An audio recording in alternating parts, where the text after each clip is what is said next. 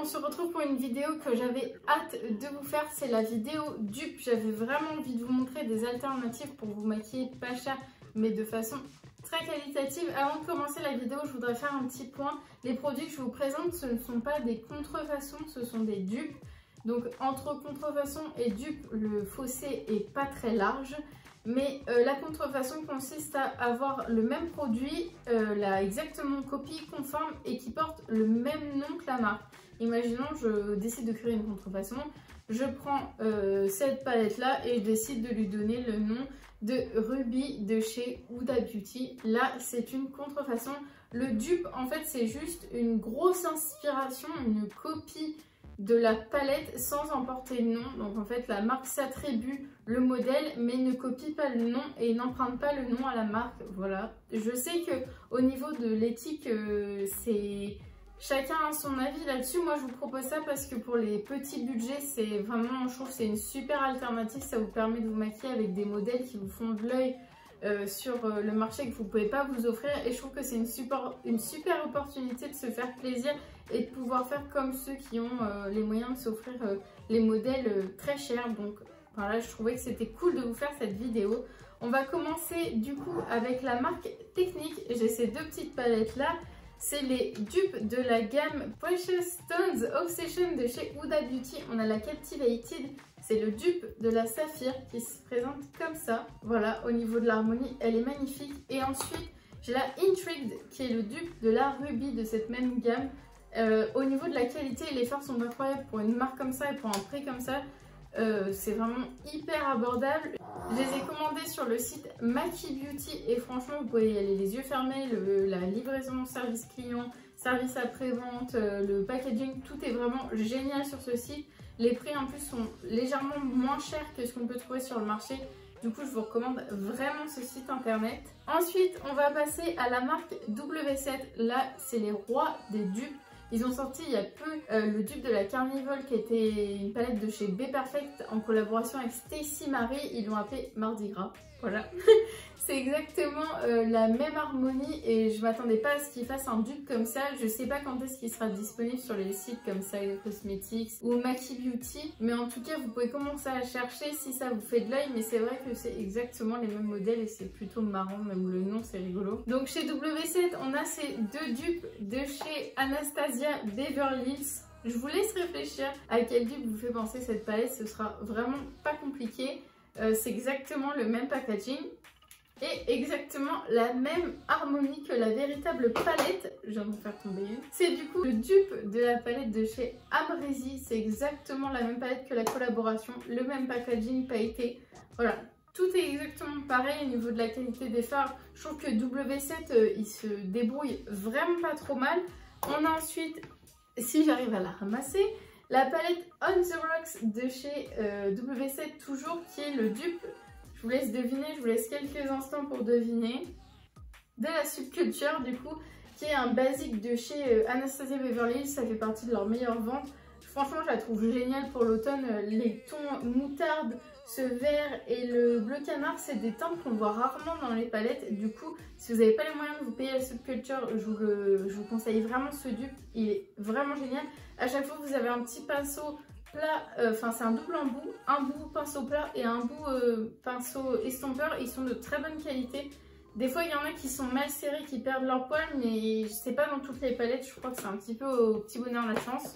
Ensuite, chez W7, on a ces deux palettes qui sont les dupes des Neon Obsessions de chez Huda Beauty. Je vais y arriver. On a le Outrageous Orange. C'est le Neon Orange de chez Huda Beauty qui se présente comme ça. Je vous ai fait une revue. Je vous la mettrai dans le petit i juste là pour que vous puissiez aller voir. Je vais pas refaire un topo dessus, mais j'en étais vraiment plutôt satisfaite. Et ensuite, on a la Punchy Pink qui est le Neon Pink de chez Huda Beauty. Voilà, elle se présente comme ça. Le packaging, c'est exactement le même.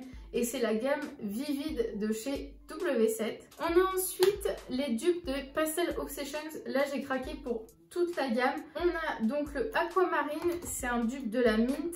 Elle se présente comme ça. Franchement, ces trois palettes-là font partie de mes palettes favorites. Elles sont exceptionnelles, je les adore. On a ensuite la Améthyste qui fait le dupe de la Lilac. Elle se présente comme ça, toujours aussi jolie. Et on a ensuite la Rose Quartz.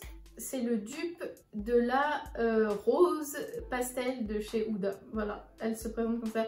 Toujours exactement la même chose chez W7, vous avez, c'est vraiment les copies conformes, juste des noms différents. Ensuite, on a le dupe, je ne sais pas si vous connaissez cette palette, c'est la Soul Blooming de chez Nabla, elle est assez connue.